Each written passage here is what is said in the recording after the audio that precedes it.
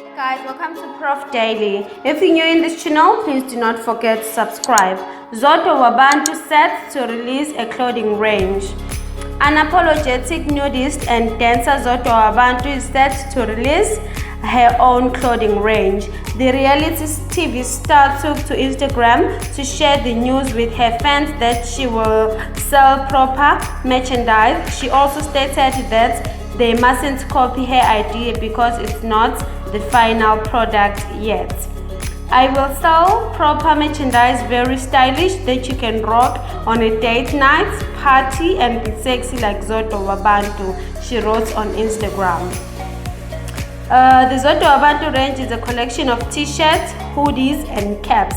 It has a logo written Zodwa Wabantu, where the O is made of Zodwa's face with her signature hairstyle of mohawk cornrows.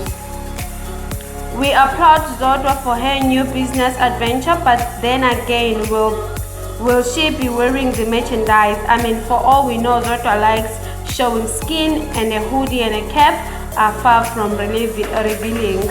Could this be her way of rebranding or just made for fans? I guess we'll have to wait and see. Thank you guys for watching this video. I'm out. Till next time, please don't forget to subscribe.